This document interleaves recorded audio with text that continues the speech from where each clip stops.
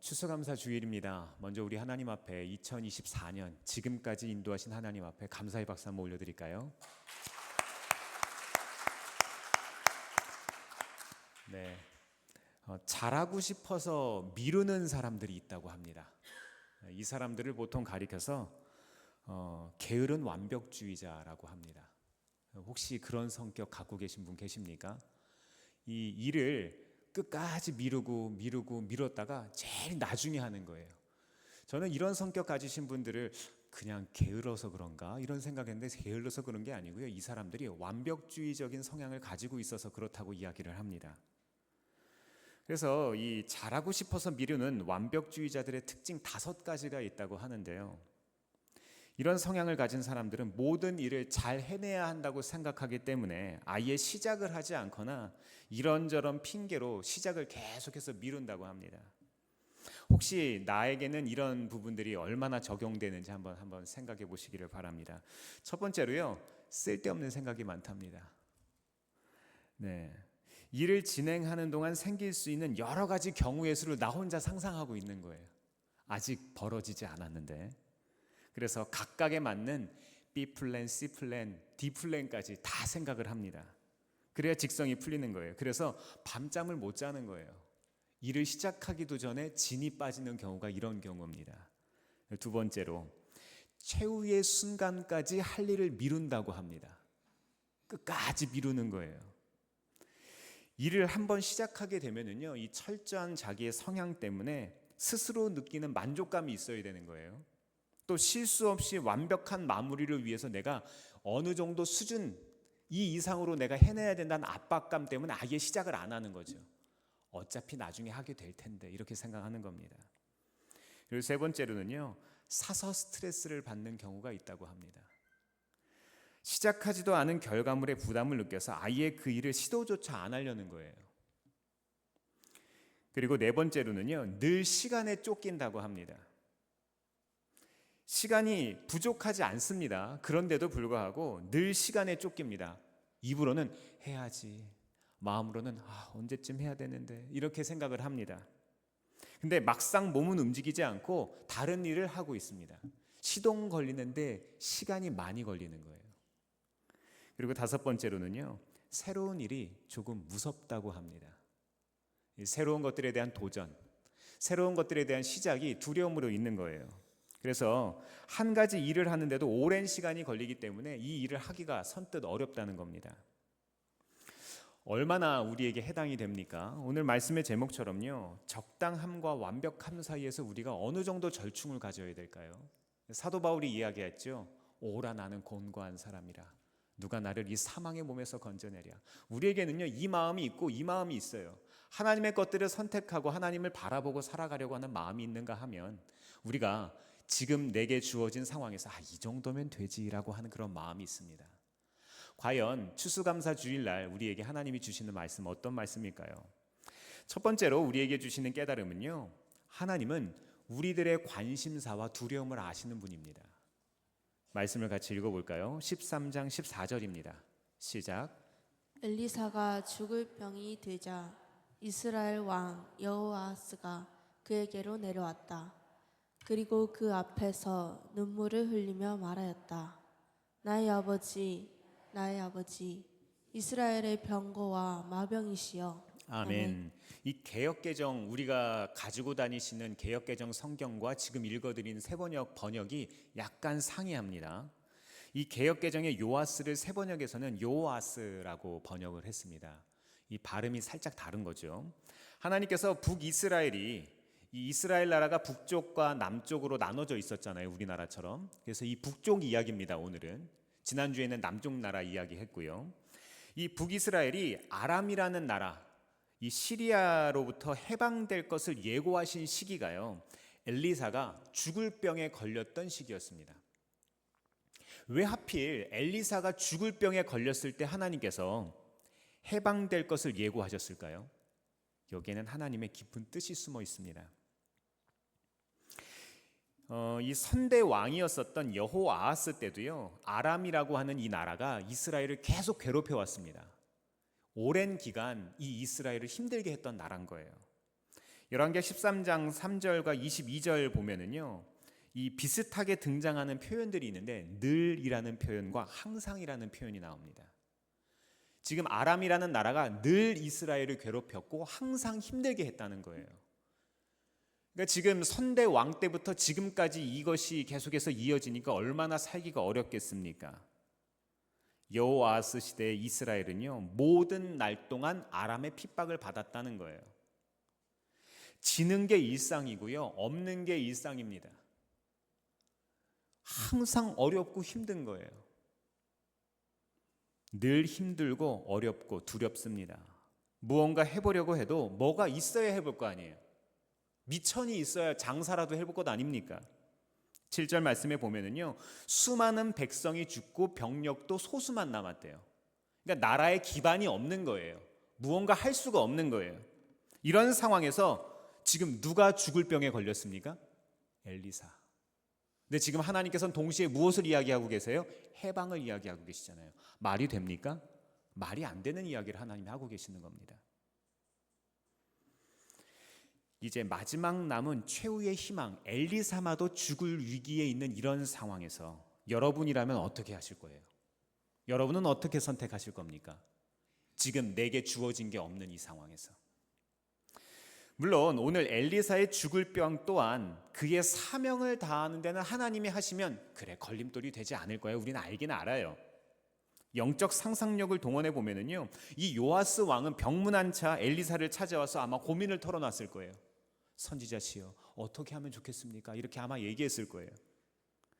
왕이 방문할 정도의 사람이라는 거는요, 대단한 영향력을 가진 사람이라는 거예요. 그죠? 우리는 엘리사가 누군지를 알잖아요. 특별히 14절 말씀 보니까요, 어떻게 이야기하고 있는가 하면 내 아버지여, 내 아버지여, 이스라엘의 병거와 마병이여, 이런 표현을 합니다. 아주 극찬의 표현을 하는 거죠. 이스라엘 전군을 합쳐도 엘리사만큼 되지 않는다는 얘기겠죠. 엘리사를 영적 지도자로서 실제로 아버지처럼 존중했을지도 모릅니다. 또한 이 이스라엘의 병거와 마병이라는 표현은요, 이 엘리사가 군사력의 핵심이라는 거예요. 북이스라엘의 군사력의 핵심. 지금 군사가 없다고 그랬잖아요. 한편 요아스의 이 모든 행동은요, 이전에 엘리야가 승천할 때 했던 표현과 비슷하지 않습니까? 하나님의 나라를 구하는 그런 마음이 있는 표현입니다. 이거는요, 엘리사가 엘리야에 비교될 만큼 참 하나님의 선지자라는 이야기입니다. 돌아보면 엘리사의 60여 년의 사역 중에서 하나님께서 이스라엘을 많이 살려주셨어요. 전쟁에도 이기게 하셨고요, 어려움을 넘어가게도 하시고 피하게 하셨습니다. 열왕기하 3장이나 6장 그리고 7장까지 말씀을 보다 보면 여러 번 이스라엘이 살아나는 그런 이야기들이 말씀에 등장해요. 그런데 이제 이런 하나님의 사람의 도우심을 받을 수가 없는 거예요. 그죠? 왜요? 죽을 병에 들었잖아요. 지금 더 이상 기회가 없는 겁니다. 이제 북이스라엘의 운명이 어떻게 될까요?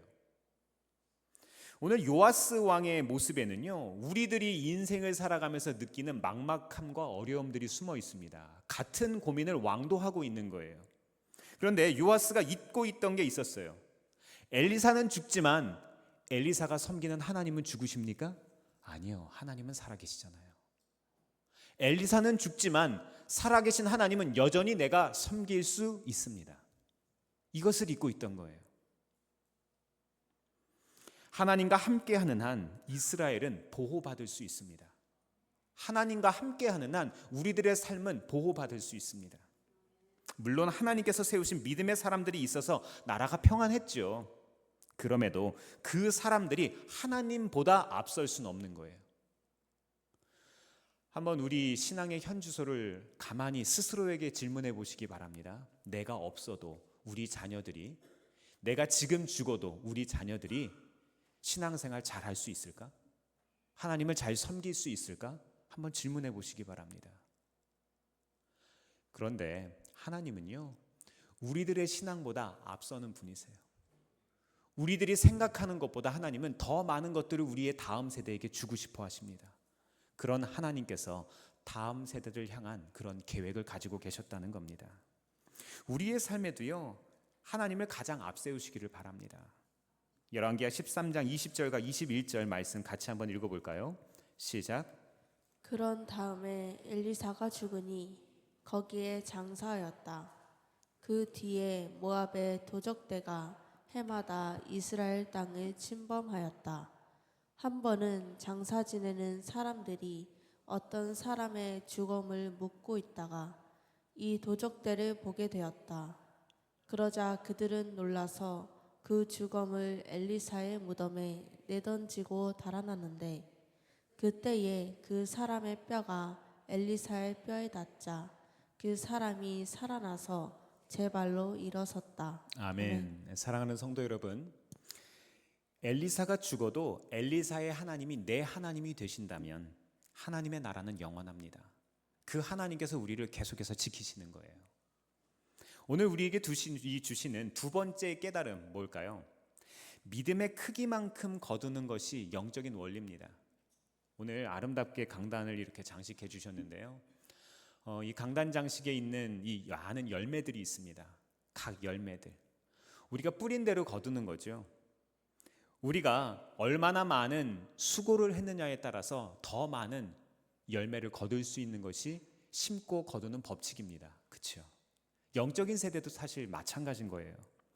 이 슬픔과 걱정으로 가득한 이 요아스 왕 앞에 엘리사는요, 하나님의 일하심을 예고합니다. 이 두려움 앞에 있는 왕에게 갑자기 활하고 화살을 가지고 오라고 이야기하는 거예요. 이게 쏘는 활이죠. 이 갑작스러운 요청이지만 왕이 순종합니다. 엘리사는요, 요아스에게 직접 활을 잡아 당기라고 지시를 합니다. 이 화살을 쏠 준비를 하라는 거죠. 왕이 엘리사의 말대로 이 화살을 당기니까 이 엘리사는 자기 두 손을 왕의 손들 위에 얹습니다. 이렇게 포개서 얹는 거예요. 이 행동은요, 하나님께서 함께 하신다는 것, 연합과 지지를 의미합니다.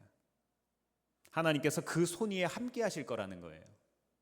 엘리사는요, 왕에게 창문을 동쪽으로 열고 화살을 쏘라고 명령하는데 이것은 아람에 대한 공격을 의미합니다.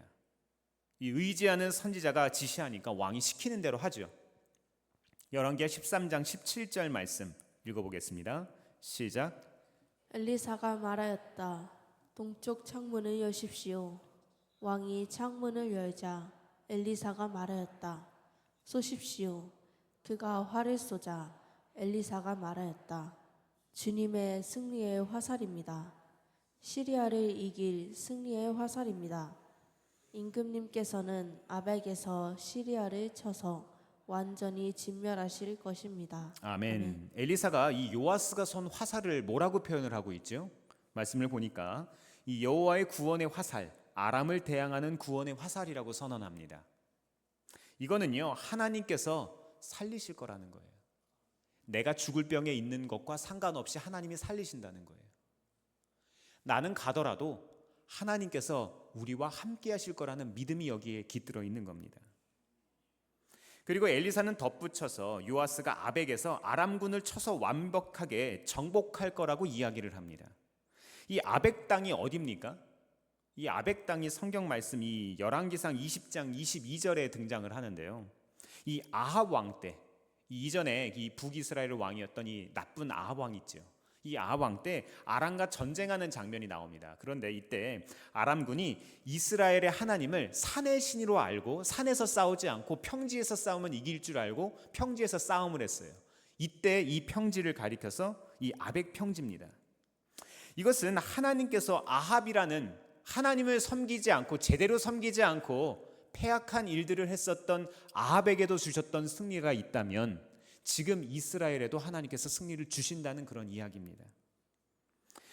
그리고 여기서 아주 중요한 장면이 나오는데요. 이 엘리사는 요아스 왕에게 화살을 집어서 땅바닥에 이렇게 치라고 이야기를 합니다. 땅바닥에 치래요. 화살은 구원을 상징한다고 제가 말씀드렸죠. 그리고 화살을 땅에 치라는 거는요, 왕의 믿음의 크기를 보기 위한 거였습니다.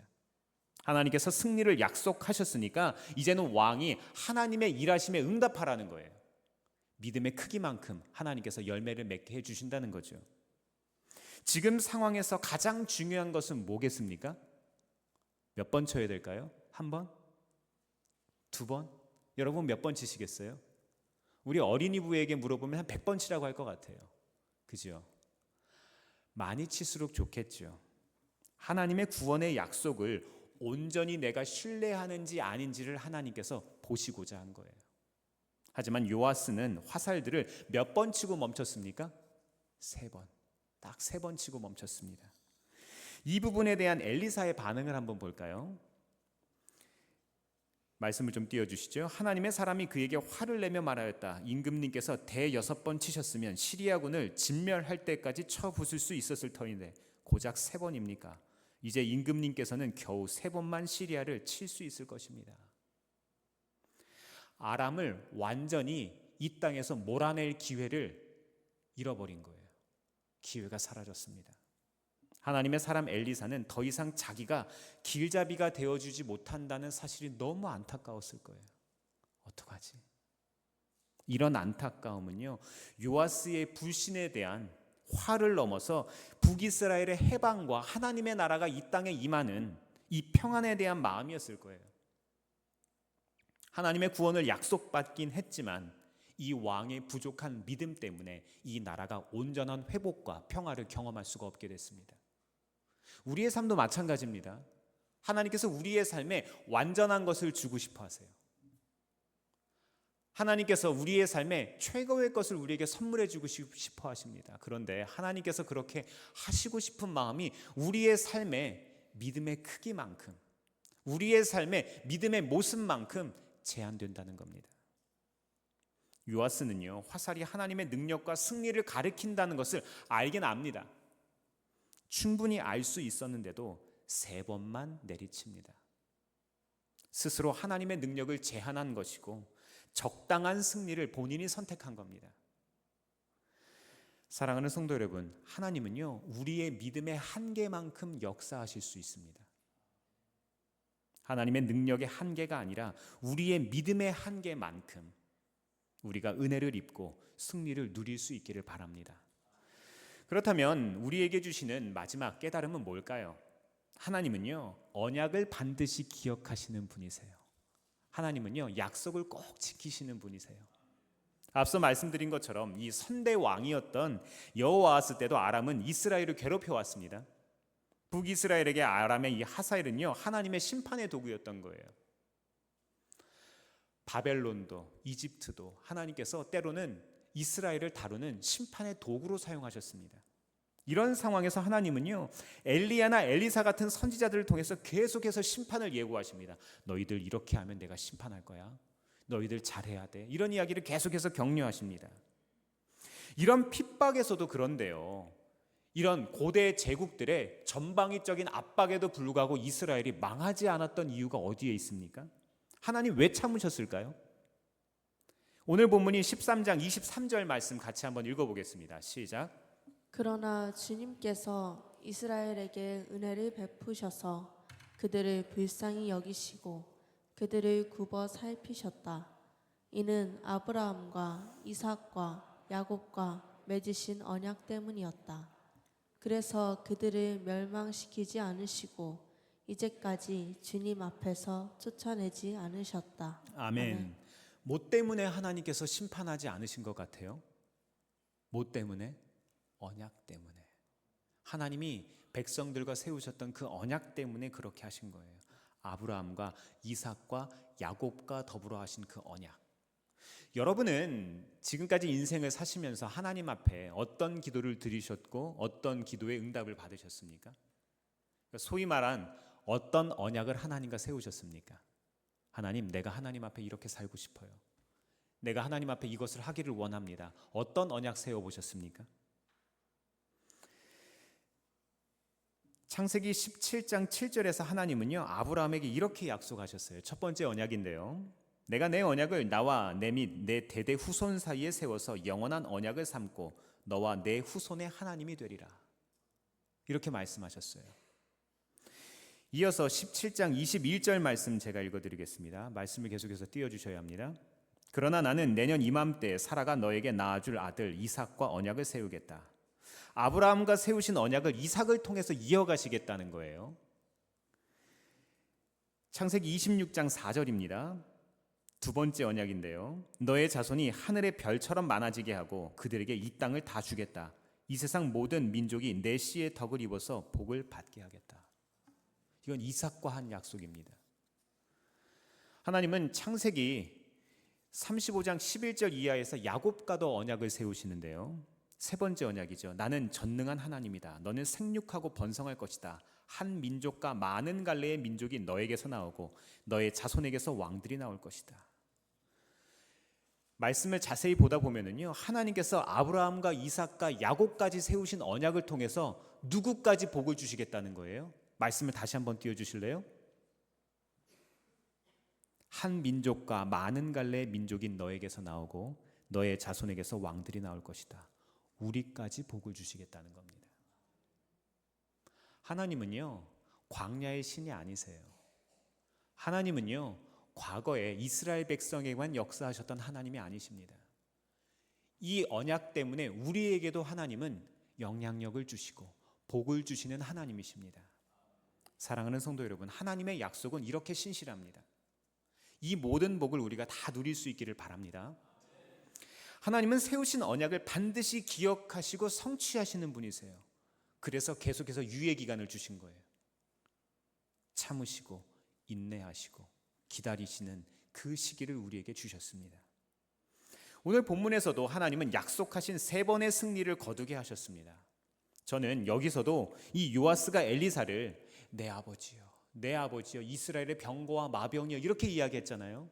여기에는 믿음이 있는 거잖아요. 저는 이 작은 믿음이라도 문명 책망받기는 했지만 3번밖에 치지 않아서 혼나기는 했지만 그 작은 믿음이라도 우리에게 있다면 하나님께서 우리에게 반드시 승리를 경험하게 하실 겁니다.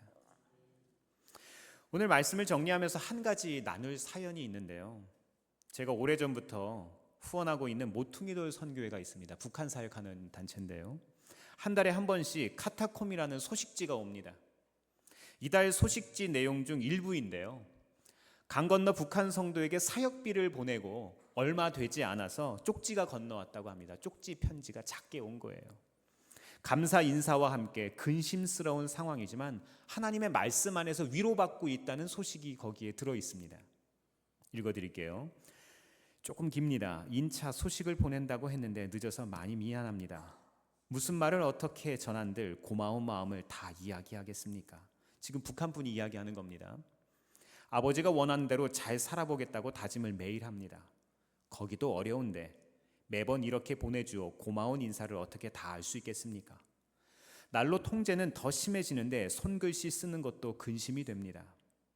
먹을 것을 좀 나눠주면 수군되는 것 같아 근심되고 어떻게 방조를 줄까 궁리를 많이 하다가 기도하고 시작해야겠구나라고 후회합니다.